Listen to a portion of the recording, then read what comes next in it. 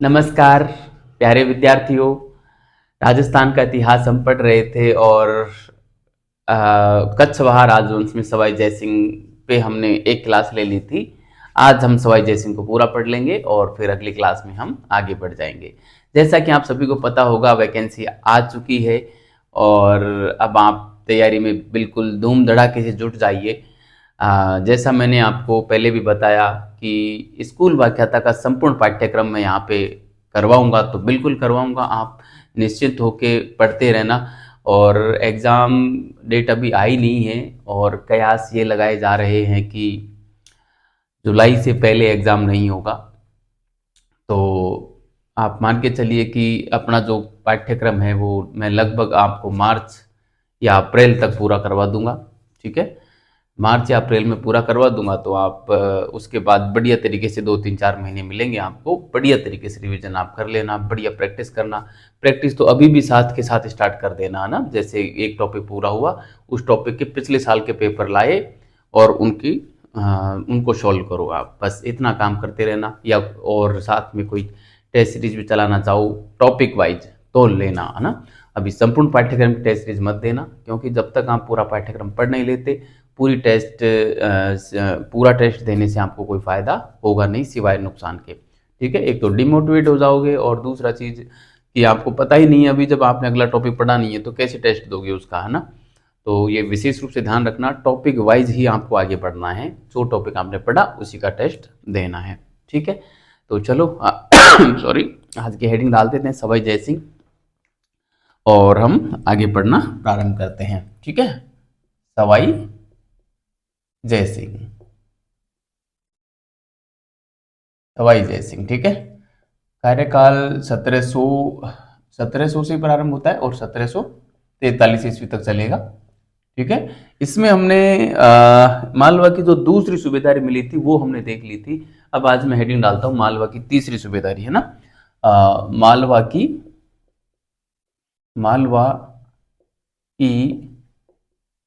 तीसरी सूबेदारी। ठीक है, मालवा की तीसरी सूबेदारी ये मिली थी 1732 ईस्वी में। ठीक है, मालवा की तीसरी सूबेदारी हम पढ़ेंगे और इसमें सॉरी 1732 में मिली। जय सिंह 1733 में एक मंदसौर का युद्ध लड़ते हैं मराठों के साथ और मराठों को पराजित करने का प्रयास करते हैं, लेकिन स्वयं पराजित हो जाते हैं, है ना। क्योंकि इसमें मराठे काफ़ी बढ़िया तरीके से लड़े थे। कई सारे मराठा सरदार इनके साथ में थे, जिसमें बिट्ठोजी बुले, आनंद राज पंवार, है ना, राणोजी सिंधिया और मल्हार राव होलकर। मतलब 3-4 बढ़िया बढ़िया मराठा सरदार इसमें लड़े थे। 1733 में मंदसौर नामक स्थान पे ये लड़ाई लड़ी गई थी और इसमें जो है सवाई जयसिंह की पराजय हुई थी। तो सवाई जयसिंह का राजनीतिक इतिहास में हम ये एक तरीके से एक बड़ी घटना थी मालवा की तीसरी सूबेदारी। ठीक है, तो मैं यहाँ पे लिख देता हूँ इसमें हुआ क्या था। मंदसौर की लड़ाई लड़ी गई थी, बस आप सीधा लिख देना मंदसौर युद्ध। ठीक है, कब हुआ है? 1733 ईस्वी में हुआ है मंदसौर मंदसौर युद्ध 1733। ठीक है, एक साइड थे सवाई जयसिंह,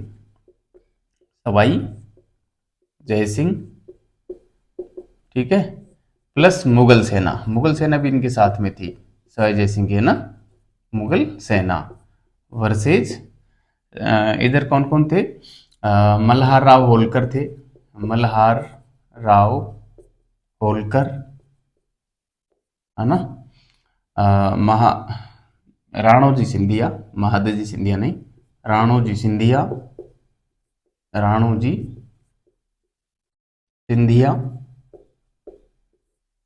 आनंद राज पंवार और एक नाम और मिलते हैं बिट्ठोजी बुल्ले,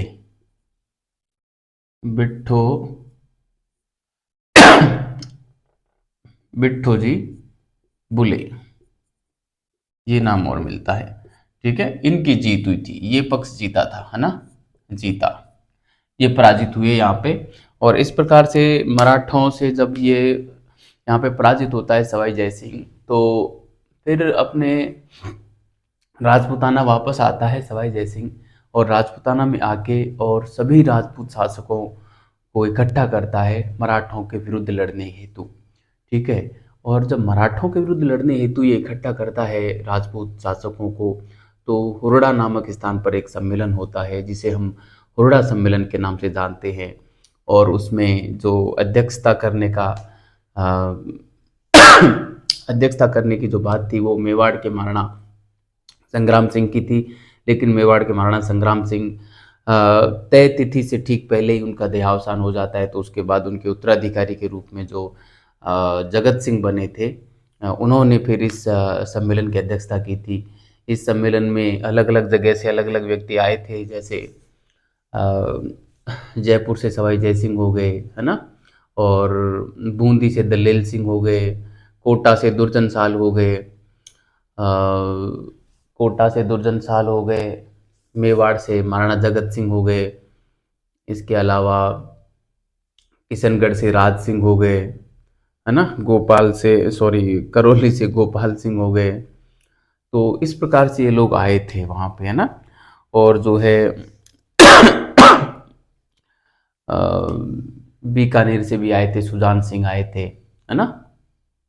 तो इस प्रकार से काफ़ी सारे लोग इसमें आए हुरड़ा सम्मेलन में, और सभी के मध्य सॉरी सभी के मध्य यह आम सहमति बनी कि हम सब मिलकर और मराठों के खिलाफ एकता बनाकर रखेंगे। और दूसरी बात ये कि उस समय क्या 17 जुलाई को ये बैठक हुई थी, है ना, हुरड़ा सम्मेलन जो हुआ 17 जुलाई 1734 को हुआ था। तो 17 जुलाई जुलाई का महीना हमें पता है चौमासे का महीना आता है। तो सभी ने मिलकर ये निर्णय लिया कि जैसे ही ये चौमासा खत्म होगा, हम जो मुकुंदरा की पहाड़ियाँ हैं, मुकुंदरा की पहाड़ियों में एक गांव पड़ता है रामपुरा गांव, वहाँ पर एकत्रित होंगे सभी और मराठों के खिलाफ युद्ध लड़ेंगे मिलकर। ये निर्णय लिया गया। लेकिन जब चौमासा गुजर गया और और जो तारीख जो समय फिक्स किया था रामपुरा गांव में मिलने का, उस समय पे सिर्फ जयपुर के महाराजा सवाई जयसिंह और कोटा के दुर्जन साल, केवल दो शासक ही वहाँ पे पहुँच पाए। अन्य कोई भी वहाँ पे राजपूताने का शासक नहीं पहुँचा। इस कारण इस हुरड़ा सम्मेलन को कहते हैं कि ये ऐतिहासिक तो हुआ, लेकिन ये इतिहास नहीं रच पाया, असफल हो गया। लेकिन जो भी हो, जयसिंह ने और कोटा के दुर्जन साल ने मराठों से युद्ध किया, लेकिन पराजित हुए। इस युद्ध को रामपुरा का युद्ध कहते हैं और 1735 में यह युद्ध लड़ा गया था। लेकिन अब सवाई जयसिंह लगातार मराठों से युद्ध कर रहा था, लेकिन जयसिंह इन किन प्रकारेण असफल हो रहा था।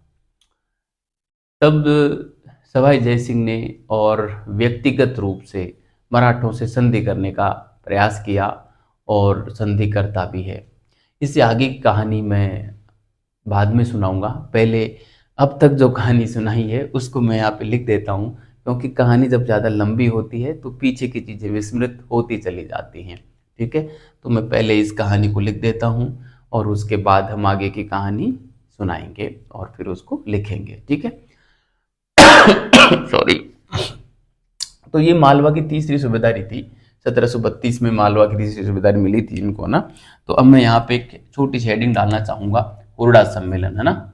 आप भी हेडिंग डालें, हुरड़ा सम्मेलन। ठीक है। वैसे मैं शॉर्ट में पहले बता चुका हूँ हुरड़ा सम्मेलन के बारे में। 17 जुलाई 1734 ईस्वी को यह सम्मेलन हुआ था। ठीक है। तो मैं इसको मैं शॉर्ट में लिख देता हूँ, मतलब बहुत ज़्यादा डिटेल में नहीं जाएंगे। सॉरी। इसका उद्देश्य क्या था, सबसे पहले मैं उद्देश्य लिखना चाहूंगा यहाँ पे कि इसका उद्देश्य क्या था। उद्देश्य क्या था? मराठा आक्रमण से बचने हेतु मतलब कहने का मतलब मराठों से अपनी सुरक्षा चाह रहा था राजपूताना, इस वजह से ये सम्मेलन बुलाया गया था। बस सीधी सी बात है, ठीक है। बुलाया किसने था? बुलाया किसने बुलाया? सवाई जयसिंह ने बुलाया, है ना, सवाई जयसिंह ने बुलाया। ठीक है, इसको सेकंड दे देते हैं। सवाई नाम जहाँ पे दे दिया वहाँ पे सेकंड लिखने की आवश्यकता नहीं रहती, लेकिन क्या करें, ये जो गाइड पुस्तकें हैं ना, इनको कोई होश वास है नहीं, बस राइटर बन गए, अपने आप को लेखक कहने लगे और होश वास कुछ नहीं है। मैं बहुत सी ऐसी जगह देखता हूँ जहाँ पे लिख देते हैं कि फलाना ने फलाना की आत्मकथा लिखी। अरे मेरे भाई, आप लेखक बन गए, आपको ये पता नहीं है कि आत्मकथा स्वयं के द्वारा लिखी जाती है, दूसरे के द्वारा जो लिखी जाती है ना वो जीवनी कहलाती है। लेकिन लोग बस लेखक बन के लिख रहे हैं, शब्दों का पता नहीं है ना। खैर, जैसे आप कैमरे के आगे बोलते हो, कक्षा में जाके पढ़ाते हो, तो वहाँ पे एक अलग प्रेशर रहता है। वहाँ पे जरूर कोई शब्द दिमाग से निकल जाए, वो एक बात अलग है। लेकिन जब आप पर्दे के पीछे बैठ के काम कर रहे हो, आपके साथ में पुस्तकें हैं, आपके पास मोबाइल है, गूगल है, आपके पास चैट जीपीटी है, मतलब इतने सारे साधन हैं, उन सब का इस्तेमाल करते हुए आप शुद्ध लिखिए। क्यों गलती कर रहे हो? जब आप मतलब नकल करके भी गलती कर रहे हो, उसका मतलब इससे बुरी बात और क्या होगी, है ना। तो ऐसा गाइडों में लिखा मिलता है। वैसे यहाँ पे सेकंड लगाने की आवश्यकता नहीं रहती, यहाँ पे सवाई लगा दिया तो, क्योंकि सवाई नाम से पहला ही था, ठीक है, इसके बाद दूसरा भी नहीं हुआ। तो फिर भी आप लोगों को किसी प्रकार की शंका ना रहे, इसलिए मुझे ये लगाना पड़ रहा है, वरना मैं यहाँ पे सेकंड नहीं लगाता, ठीक है। बुलाया सवाई जयसिंह ने था। अध्यक्षता अध्यक्षता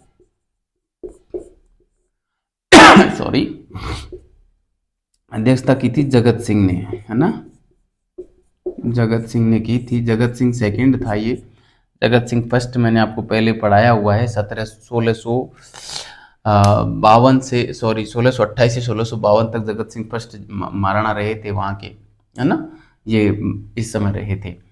संग्राम सिंह को बनाया गया था वैसे अध्यक्ष, लेकिन उनकी मृत्यु हो गई थी, तो मैं यहाँ पे लिख देता हूँ संग्राम सिंह के स्थान पर, संग्राम सिंह के स्थान पर, क्योंकि इसकी मृत्यु हो गई थी। ये भी सेकंड है, संग्राम सिंह सेकंड, ठीक है। तो ये बात हो गई क्यों बुलाया गया था, और इसमें देखो आया कौन कौन था, है ना, भाग लेने वाले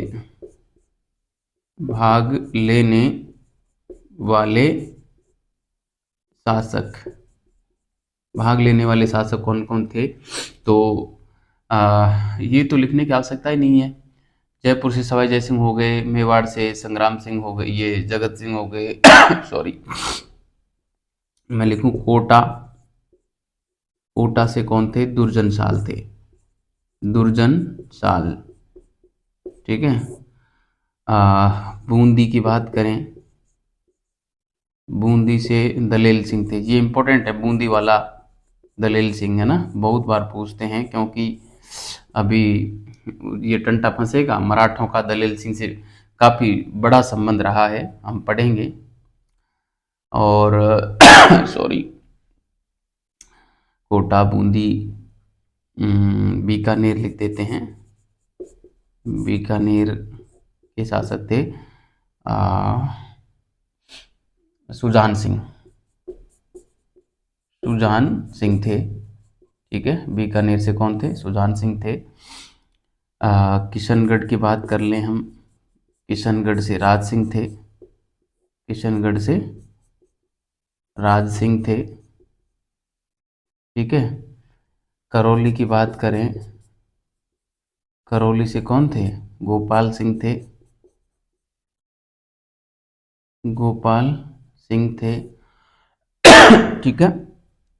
तो कोटा, बूंदी, बीकानेर, किशनगढ़, करौली, यहाँ से ये लोग आए थे, ठीक है। और क्या निर्णय लिया गया, मैंने अभी आपको बोल के सुनाया। नागौर से थे तख्त सिंह, है ना, नागौर वाले भी थे, नागौर से तख्त सिंह थे, और जोधपुर से अभय सिंह नहीं लिखा ना, जोधपुर से अभय सिंह भी थे इसमें, है ना। नागौर से तख्त सिंह और जोधपुर से अभय सिंह का भी नाम हम यहाँ पे लिखेंगे, क्योंकि उन दोनों ने विरोध किया था आगे मराठों का, वो ज़्यादा विरोधी थे। जोधपुर की बात करूँ मैं, जोधपुर से अभय सिंह थे, सॉरी, अभय सिंह, अभय इस प्रकार से भी मिल सकता है, अभय सिंह, ठीक है। आरपीएससी का कोई भरोसा नहीं है, कैसे भी दे सकता है। नागौर से तख्त सिंह,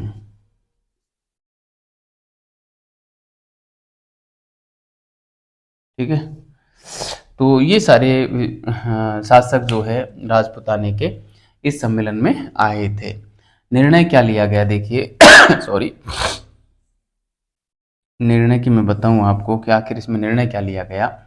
तो निर्णय, है ना, निर्णय क्या लिए कि सभी राजपूत शासक, सभी राजपूत शासक एकता बनाकर रखेंगे, एकता बनाकर रखेंगे, एक बात। और दूसरी ये है कि वर्षा ऋतु के बाद, वर्षा ऋतु के बाद, वर्षा ऋतु के बाद वर्षा ऋतु के बाद मुकुंदरा, मुकुंदरा की पहाड़ियों में, की पहाड़ियों में स्थित गांव रामपुरा में, रामपुरा में सभी शासक अपनी अपनी सेना सहित, अपनी अपनी सेना सहित एकजुट होंगे, एकजुट होंगे, अपनी अपनी सेना सहित एकजुट होंगे, ठीक है। तो ये बात थी इसकी ये निर्णय लिया गया, लेकिन परिणाम क्या हुआ देखो। परिणाम की बात करूं तो सॉरी, परिणाम, परिणाम क्या रहा देखो। पहला परिणाम हम लिखें, पहले परिणाम की बात करें हम, तो पहला परिणाम ये रहा कि वर्षा ऋतु के बाद रामपुरा गांव में इकट्ठे होने थे, लेकिन रामपुरा गांव में सवाई जयसिंह और कोटा के दुर्जन साल ही उपस्थित हो पाए, अन्य शासक वहां पे नहीं गए, है ना। तो हम यहाँ पे लिखेंगे कि जयसिंह, मैं पूरा नाम नहीं लिखूंगा सवाई जयसिंह, मैं केवल जयसिंह ही लिख रहा हूँ। जयसिंह व दुर्जन साल, है ना, जयसिंह व दुर्जन साल ही वर्षा ऋतु बाद, वर्षा ऋतु के बाद, वर्षा ऋतु के बाद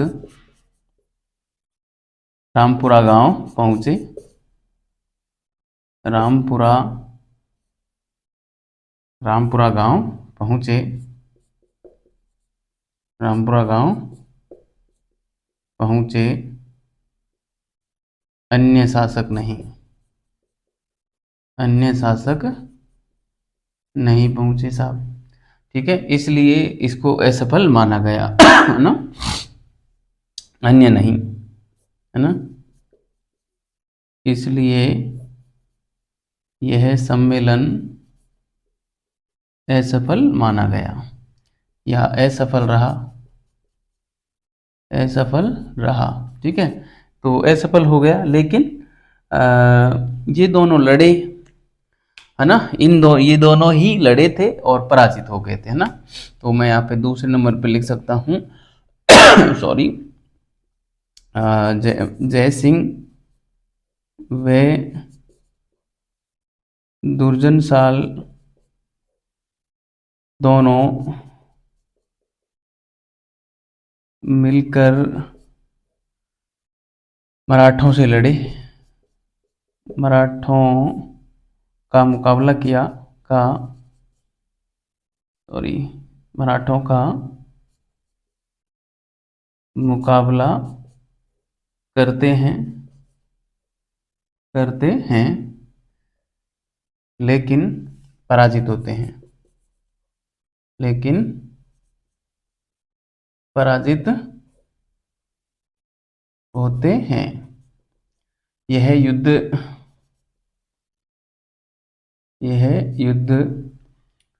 युद्ध मुकंदरा या यह युद्ध मुकंदरा या रामगढ़ का युद्ध कहलाता है, सॉरी रामपुरा का युद्ध कहलाता है। रामपुरा ये 1735 में हुआ था ना, का युद्ध कहलाता है। ठीक है, यह युद्ध मुकंदरा या रामपुरा का युद्ध कहलाता है। 1735 में लड़ा गया था, जिसमें जयसिंह और दुर्जन साल दो राजपूत शासक एक साइड थे, दूसरी साइड मराठा थे। मराठों ने इन दोनों को पराजित कर दिया था। ठीक है, तो ये हमारा हुरडा सम्मेलन था। इंपॉर्टेंट है, ध्यान रखना, हुरडा सम्मेलन मोस्ट लगा दो आप। ठीक है, आ सकता है यहाँ से सवाल। ठीक है, तो आप इसको विशेष रूप से ध्यान रखना, इन शासकों को ध्यान रखना। ये यहाँ से सवाल बन सकता है, परिणाम से बन सकता है, ये मुकंदरा का सॉरी युद्ध से बन सकता है। ठीक है, अब देखो समस्या तो प्रॉपर बनी हुई थी, क्योंकि यहाँ पे ये दोनों मिलके लड़े तो भी हार गए। सवाई जयसिंह मुगलों के साथ लड़ा तो भी हारा, कोटा के दुर्जन साल के साथ लड़ा तो भी हारा। सभी राजपूतों को एक करके लड़ना चाहा, सभी राजपूत आए नहीं, तो सवाई जयसिंह के सारे रास्ते लगभग बंद से हो चले थे। तो सवाई जयसिंह सोचा अब कोई मतलब नहीं है लड़ने से, क्यों न इनके साथ संधि कर ली जाए। ठीक है, तो अब सवाई जयसिंह जो है मराठों के साथ संधि करेंगे। तो हम यहाँ पे हेडिंग डाल देते हैं, सवाई जयसिंह व मराठा संधि। ठीक है, और हम आगे की कहानी वो हम पूरी लिखते हैं। ठीक है, तो मैं इसको मिटा रहा हूँ, आपने इसको उतार लिया होगा विद्यार्थियों। देखो ये बहुत इंपॉर्टेंट है सवाई जयसिंह, और इनको हमको बढ़िया तरीके से तैयार करना है, यहाँ से सवाल आने की संभावना प्रबल रहती है। सवाई जयसिंह और मान सिंह और मिर्जा राजा जयसिंह, ये तीन शासकों को आपको बढ़िया तरीके से याद रखना है। इन तीनों से सवाल आने के चांसेस बहुत अधिक रहते हैं। ठीक है, उसके अलावा जो अन्य शासक हैं ना, उनसे दो दो तीन तीन फैक्ट हैं बस। सवाल तो वहाँ से भी आ सकते हैं, सवाई प्रताप सिंह से खूब बढ़ते हैं, माधो सिंह से बढ़ते हैं, सूर्य सिंह से बढ़ते हैं, आगे चल के मान सिंह जो द्वितीय आएंगे उनसे भी बढ़ते हैं, है ना। लेकिन राम सिंह से खूब बढ़ते हैं सवाल। राम सिंह का भी काफ़ी बड़ा योगदान है। 1857 क्रांति के समय राम सिंह रहे थे, पूरे जयपुर को गुलाबी नगर से गुलाबी रंग का जो रूप दिया वो राम सिंह सेकंड ने दिया था। तो राम सिंह सेकंड का भी बहुत बड़ा रोल है। सबको पढ़ेंगे हम एक एक करके। चलो हम यहाँ पे डालते हैं सवाई जयसिंह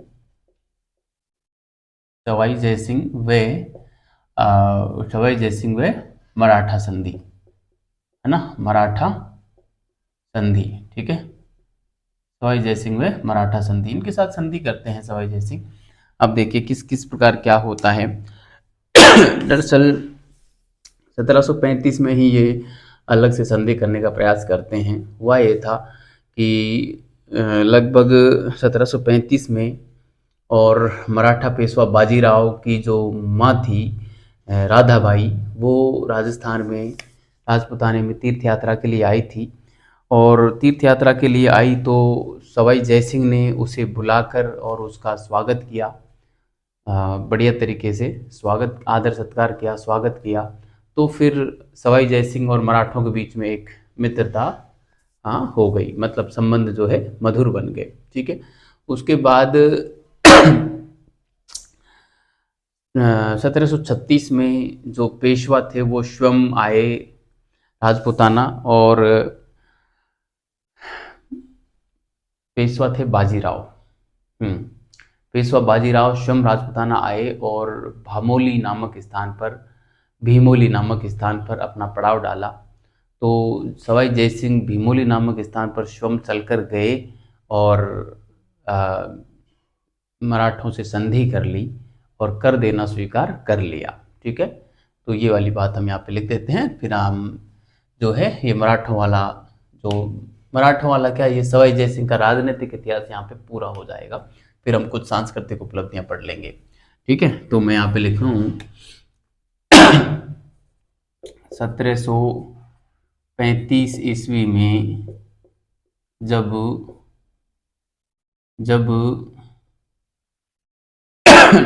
1735 ईस्वी में जब पेशवा बाजीराव की माँ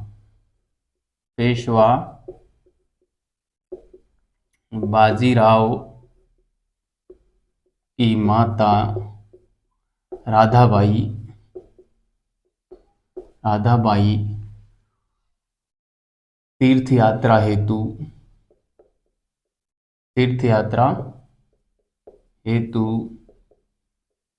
राजपूताने में आई तो जयसिंह ने इनका आदर सत्कार किया। जयसिंह ने इनका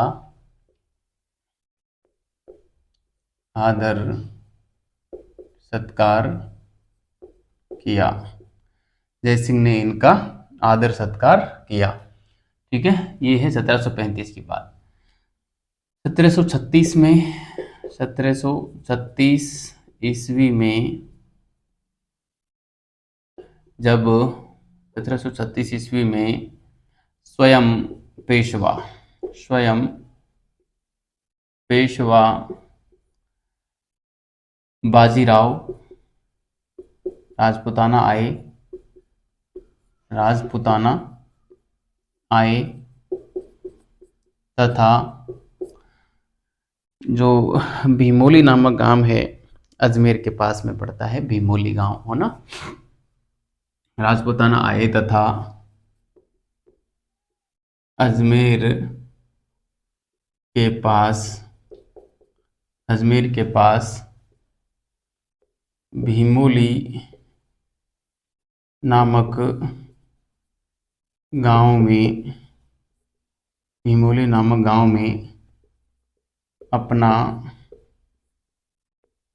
पड़ाव डालता है। भीमोली नामक गांव में अपना पड़ाव डालता है।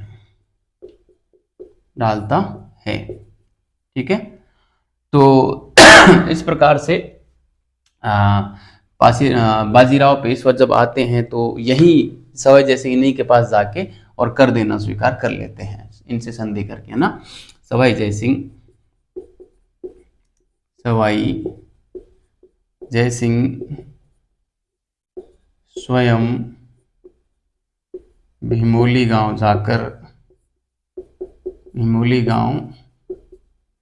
जाकर संधि करते हैं तथा मराठों को कर देना स्वीकार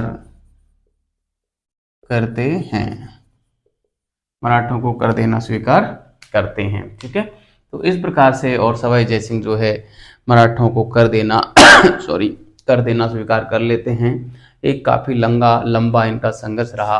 करीब 1713 में आपको पता होगा पहली सूबेदारी मालवा की दी थी, तभी से मराठों से संघर्ष कर रहे थे और लगभग 20-22 साल तक लगातार संघर्ष करने के बाद इन्होंने जो है आखिरकार संधि कर ली। ठीक है, इस दरमियान जोधपुर के और नागौर के शासकों ने और पेशवा का विरोध किया, लेकिन पेशवा ने जबरन इन्हों से कर वसूला। तो मेवाड़ और कोटा के शासकों ने तो सहमति से ही जयसिंह की सहमति से ही मराठों को कर देना स्वीकार कर लिया था। तो मैं यहाँ पे लिखूंगा साथ में ही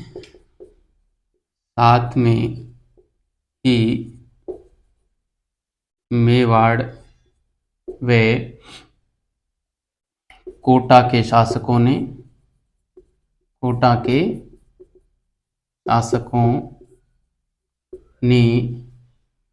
मराठों को कर देना स्वीकारा। मराठों को कर देना स्वीकारा, मगर जोधपुर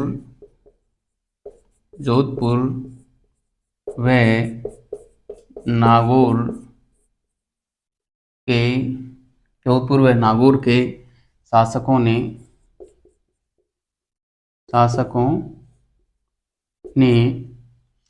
मगर जोधपुर व नागौर के शासकों ने आनाकानी की तो मराठों ने जबरन कर वसूला। ठीक है। तो ये था प्यारे विद्यार्थियों सवाई जयसिंह का एक राजनीतिक इतिहास जो हमने यहाँ पे पढ़ा। इससे ज़्यादा आप पढ़ने का प्रयास मत ही करना, क्योंकि ये पर्याप्त है, सफिशिएंट है। ठीक है, सारे सवाल आपके यहीं से फंस जाएंगे। अब मैं बात करूं सवाई जयसिंह की कुछ सांस्कृतिक उपलब्धियों की बात कर लेता हूं, ताकि आपका यहाँ से भी कोई किसी प्रकार का सवाल जो है गलत ना हो। ठीक है, तो सवाई जयसिंह की सांस्कृतिक उपलब्धियां आप यहाँ पे लिख लें, हेडिंग जमाते हैं सवाई जयसिंह की सांस्कृतिक उपलब्धियां।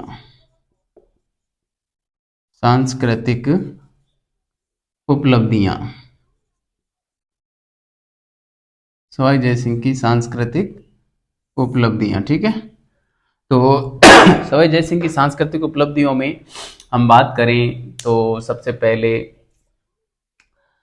इन्होंने जो है एक तो जयपुर नगर की स्थापना की थी, इन्होंने कुछ किताबें भी लिखी थी, इन्होंने 4-5 वेधशालाओं का भी निर्माण करवाया था, ज्योतिष शास्त्र का गहन ज्ञान इनको था। ठीक है,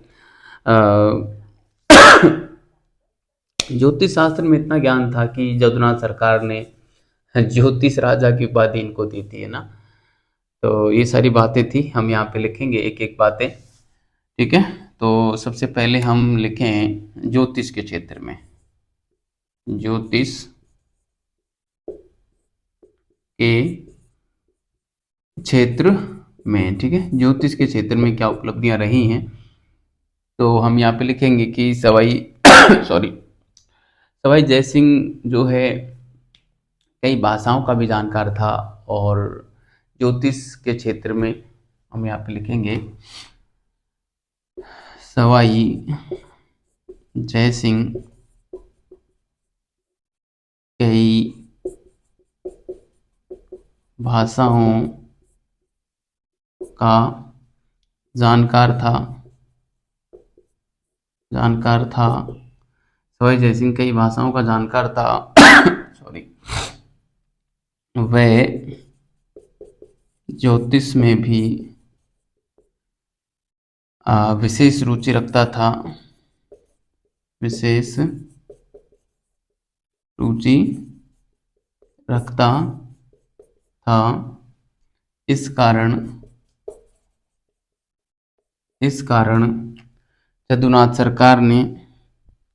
इस कारण जदुनाथ सरकार राष्ट्रवादी इतिहासकार रहे हैं। जदुनाथ सरकार ने इन्हें ज्योतिष राजा की उपाधि दी है। इन्हें ज्योतिष राजा, ये ध्यान रखना इम्पोर्टेंट है ये बात कि किसने ये उपाधि दी थी, ज्योतिष राजा की उपाधि दी थी। ठीक है, ज्योतिष से संबंधित इन्होंने 5 वेधशालाओं का निर्माण करवाया था, है ना। इन्होंने कुल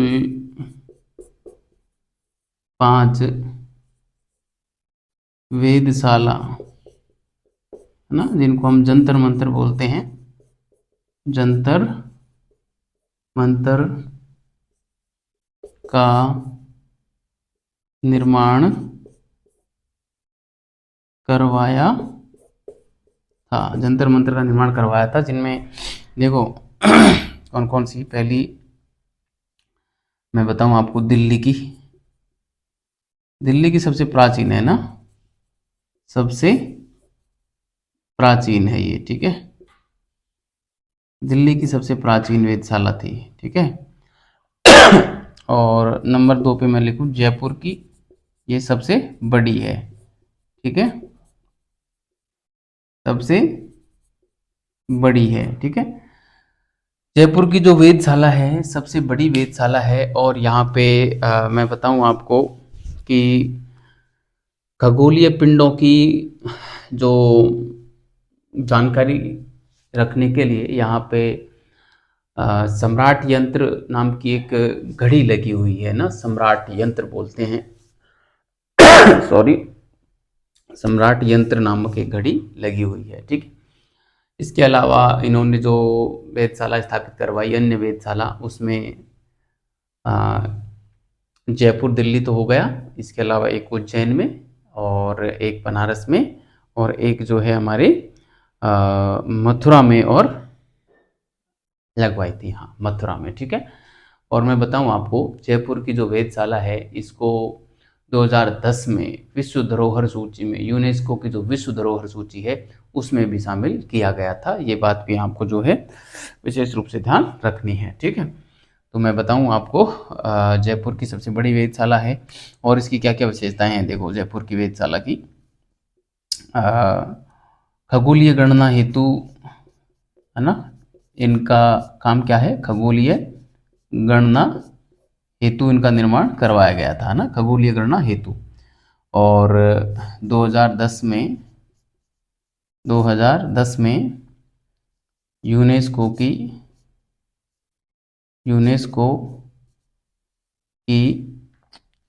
विश्व धरोहर सूची में शामिल, विश्व धरोहर सूची में शामिल हो चुकी है, ये ध्यान रखना, ठीक है।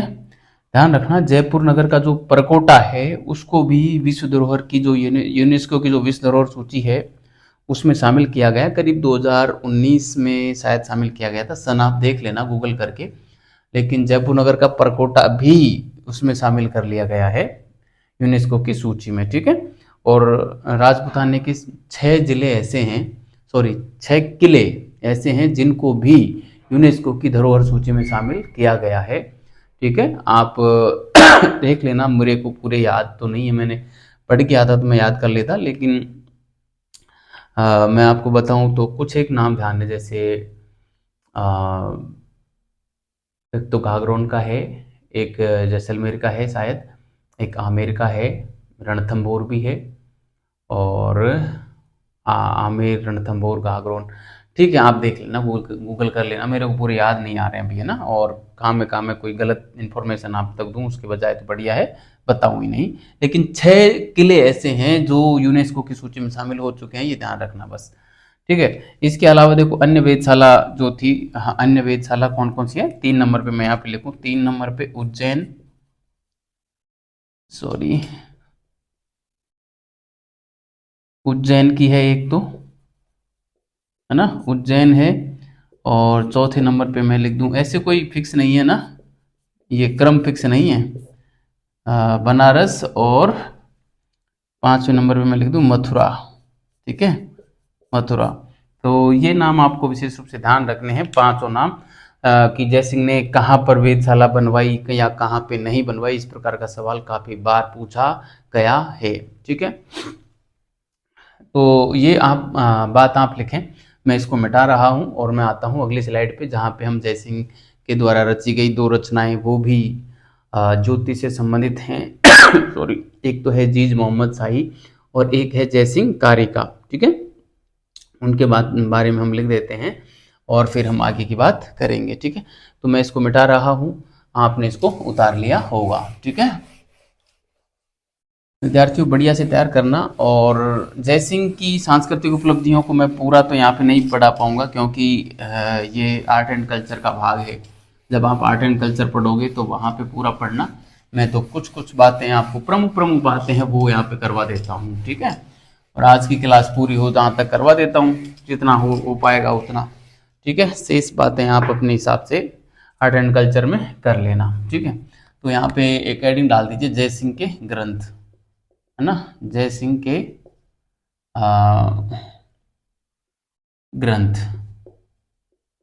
मतलब जयसिंह द्वारा रचित ग्रंथ आप इस प्रकार से लिख सकते हैं ना, या जयसिंह की कृतियां लिख दें हम, जयसिंह की कृतियां, जयसिंह की कृतियां। ठीक है, तो इसमें हम नाम लिख सकते हैं जीज मोहम्मद शाही, जीज मोहम्मद शाही, है ना। मुगल बादशाह जो मोहम्मद शाह रंगीला था, इसी के समय था, आपको पता होगा। तो मोहम्मद शाह को समर्पित सॉरी, मोहम्मद शाह को समर्पित ये नाम है। कहते हैं 1725 में लिखा, 1733 में ये लिखा गया समय था ना, लिखा गया, है ना। और विवाद मिलता है, किताबों में अलग अलग लिखती हैं, लेकिन आप इसको थोड़ा सा ठीक माना, 1733 में यह प्रकाशित हुई मानी जाती है। ठीक है, और नक्षत्रों पर यह आधारित है, नक्षत्रों पर, नक्षत्रों पर आधारित है ये ना। ठीक है, नक्षत्रों पर आधारित है। और एक है जयसिंह कारिका, एक क्या लिखा, जयसिंह, जयसिंह कारिका।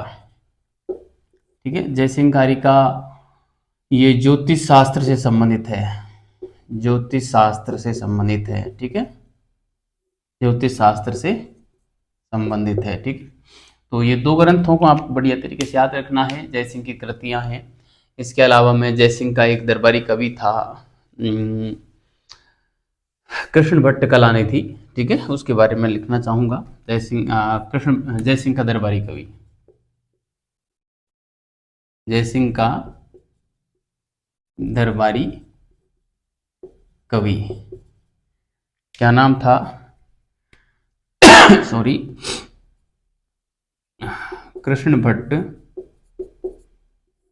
कलानिधि, कलानिधि की इसकी उपाधि थी, है ना, कृष्ण भट्ट कलानिधि। इसकी एक अन्य उपाधि मिलती है, उपाधि, है ना, उपाधि एक राम रसाचार्य मिलती है, राम रसाचार्य, राम रसाचार्य उपाधि मिलती है ना। कृतियां कौन कौन सी थी इसकी, कृतियों की मैं बात करूं तो इसने राम रासा लिखा, है ना, राम रासा लिखा, राम गीत लिखा, राम गीतम भी इसको लिख देते हैं, या राघव गीतम भी मिल जाता है, राघव गीतम, है ना, राघव गीतम। इसके अलावा जो है सॉरी, कृष्ण मुक्तावली लिखा, कृष्ण मुक्तावली लिखा, पद्य मुक्तावली लिखा, है ना, पद्य मुक्तावली लिखा। सॉरी, इसके अलावा भी इन्होंने कई रचनाएं की थी, जैसे काफ़ी सारी रचनाएं हैं, मेरे को तो ज़्यादा याद नहीं आ रही हैं। ईश्वर विलास महाकाव्य लिखा इन्होंने ना, ईश्वर विलास महाकाव्य लिखा,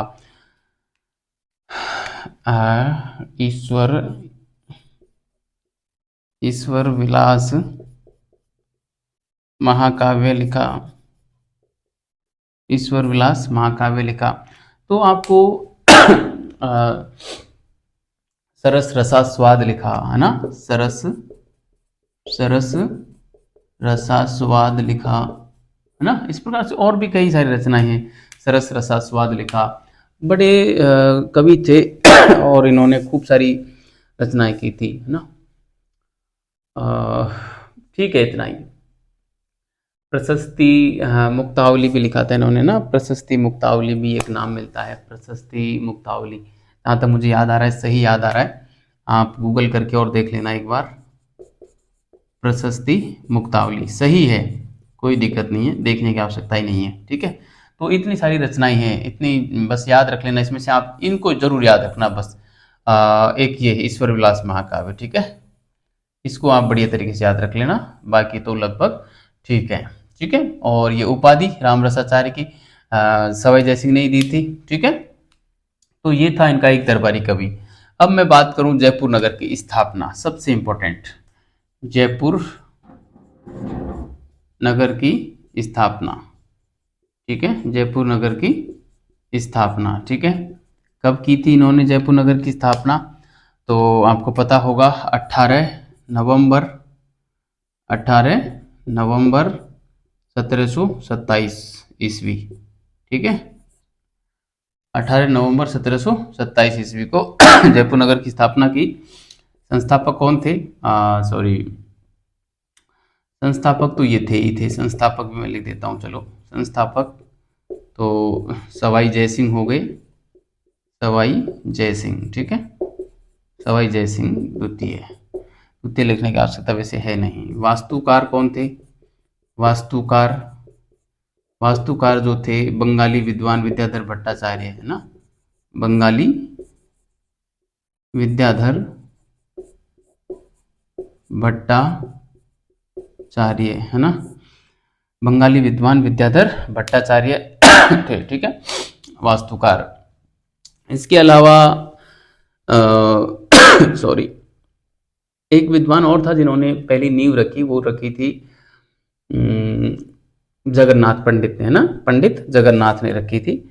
इसकी जो नींव रखने वाले थे, जो शुरुआत की जो ईंट रखते हैं ना, वो, है ना, तो मैं यहाँ पे बताऊं, नींव रखने वाले, है ना, इसमें समझ आना आप, नींव रखने वाले, नींव रखने वाले थे पंडित जगन्नाथ, पंडित जगन्नाथ, है ना, पंडित जगन्नाथ थे। पंडित जगन्नाथ की कुछ रचनाएं भी मिलती हैं, जैसे एक तो सिद्धांत सम्राट और एक सिद्धांत कौस्तुभ, दो रचनाएं भी मिलती हैं इसकी, है ना। एक तो मिलता है विद्यार्थियों सिद्धांत सम्राट, है ना, और एक इसकी रचना मिलती है सिद्धांत कौस्तुभ, सिद्धांत कौस्तुभ। ठीक है, ये इंपॉर्टेंट है, ध्यान रखना, दोनों इनको ध्यान रखना पड़े ही तल्लीनता के साथ। ठीक है, तो और भी जयपुर की स्थापना में बहुत सारा मामला फंसा पड़ा है। कुछ यहाँ पे जो है विदेशी वास्तुकार भी बुलाए थे, जिसमें क्लाड बोर्डियर है ना, फादर एंटोनी गेबेल्स है, फादर एंटोनी गेबेल्स है ना, क्लाड बोर्डियर, फादर एंटोनी गेबेल्स है, और पिट्रा डे सिल्वा है ना, पिट्रा डे सिल्वा है। ये कुछ इसमें विदेश से बुलाए गए थे, है ना। मैं यहाँ पे लिखूँ अन्य संबंधित व्यक्ति, है ना, अन्य संबंधित व्यक्ति में आप लिख सकते हो फादर एंटोनी गेबेल्स, फादर एंटोनी गेबेल्स, है ना, पिट्रा डे सिल्वा, है ना, पिट्रा डे सिल्वा, और फादर एंटोनी गेबेल्स, पिट्रा डे सिल्वा, और जो है सॉरी, क्लाड बोर्डियर, है ना, क्लाड बोर्डियर, ये विदेशों से आए थे यहाँ पे, क्लाड बोर्डियर। मैं इसमें जयपुर में ज़्यादा नहीं जाऊंगा, जयपुर की स्थापना में इतना ही यहाँ पे याद रख लेना पर्याप्त है। ठीक है, और भी है इसमें 7 नगर थे, वो सब जयपुर का अकेले पूरी क्लास चल जाएगी, मैं इतना ज़्यादा नहीं जाऊंगा ना। 7 गेट रखे गए थे, चारों ओर परकोटा बनवाया गया था, वो सारी बातें हैं। पहली बार बसाया गया, मतलब वास्तुकला के आधार पर बसाया गया पहला शहर था जयनगर, इसका प्रारंभ में नाम था, बाद में जयपुर पड़ा। बहुत सारी बातें हैं, आप कर लेना अपने हिसाब से। अब एक अश्वमेध यज्ञ भी किया था इसने, है ना, सवाई जयसिंह ने, है ना, तो मैं यहाँ पे लिख रहा हूँ अश्वमेध यज्ञ, अश्वमेध यज्ञ, है ना, अश्वमेध यज्ञ करवाया था आपको पता होगा अंतिम हिंदू शासक जिसने अश्वमेध यज्ञ करवाया, ठीक है, अंतिम शासक, अंतिम शासक जिसने यह यज्ञ करवाया, ठीक है, यह यज्ञ करवाया। यज्ञ करवाने वाला जो पंडित था, पंडित कौन था? पुंडरीक रत्नाकर, है ना, पुंडरीक रत्नाकर थे, है ना, पुंडरीक रत्नाकर थे यज्ञ को आयोजित करवाने वाले। ध्यान रखना पुंडरीक विट्ठल हमने पहले पढ़ा है। पुंडरीक विट्ठल किसके समय थे? मान सिंह के समय थे पुंडरीक विट्ठल, है ना। और ये है पुंडरीक रत्नाकर। पुंडरीक रत्नाकर की एक रचना भी मिलती है, जयसिंह कल्पद्रुम, है ना, जयसिंह कल्पद्रुम, ठीक है, जयसिंह कल्पद्रुम। ये रचना भी इंपॉर्टेंट है। जितनी भी मैंने रचना लिखवाई है ना इसके काल की, वो सारी इंपॉर्टेंट है, ध्यान रखना। इनका जो घोड़ा, इसमें देखो घोड़ा छोड़ा जाता है, आपको पता होगा रामायण में आपने देखा ही था, श्री राम ने भी और अश्वमेध यज्ञ करवाया था जिसमें घोड़ा छोड़ा गया था और उस घोड़ा को लव और कुश पकड़ते हैं। यहाँ पे ये जो घोड़ा छोड़ा गया था, इसके घोड़े को जो कुंभाणी राजपूत था दीप सिंह, उसने पकड़ लिया था ना, कुंभाणी राजपूत दीप सिंह ने पकड़ लिया था। तो घोड़ा पकड़ा, घोड़ा पकड़ा था कुंभाणी राजपूत दीप सिंह ने, ठीक है, कुंभाणी राजपूत दीप सिंह ने घोड़ा को पकड़ लिया था। इस प्रकार की कुछ बातें यहाँ पे मिलती हैं। तो ये था हमारे सवाई जयसिंह। इसके कुछ स्थापत्य कार्य थे, वो आप देख लेना, मैं आपको बोल के जरूर बता देता हूँ। एक तो इसने जयपुर में जल महलों का निर्माण करवाया था जो कि आमेर में पड़ते हैं, है ना। कोई सी नदी को रोका था, कौन सी नदी थी मेरे को एग्जैक्टली याद नहीं है, शायद गर्भावती, गोमती नदी नहीं थी यहाँ पे, गर्भावती नदी थी। गोमती नदी तो मेवाड़ के महाराणा जयसिंह थे, उन्होंने गोमती नदी को रोककर जयसमंद झील बनवाई थी। यहाँ पे गर्भावती नदी को रोककर जल महलों का निर्माण करवाया। इसके अलावा इसने आमेर नाहरगढ़ का किला बनवाया, है ना, नाहरगढ़ का किला बनवाया, ठीक है। जयगढ़ दुर्ग में जो है जयगढ़ दुर्ग का निर्माण, जयगढ़ दुर्ग में जो तोप है वो लगवाई थी। इसके अलावा इसने सिसोदिया रानी का महल बनवाया, है ना, सिसोदिया रानी का महल बनवाया था। एक चंद्र महल बनवाया था, जयपुर का चंद्र महल। सिसोदिया रानी आपको पता होगा चंद्र कुमारी के साथ इसने जो विवाह किया था देवबरी समझौते के तहत, उसके लिए सिसोदिया रानी का महल बनवाया था, ठीक है। और भी इसके बारे में जो कुछ जानकारी है स्थापत्य कला से संबंधित, वो आप अपने स्तर पर देख के और यहीं पे लिख देना, तो आपको अलग से पढ़ने की आवश्यकता नहीं रहेगी, ठीक है। तो बहुत बहुत धन्यवाद विद्यार्थियों, अच्छे रहिए, मस्त रहिए और पढ़ते रहिए।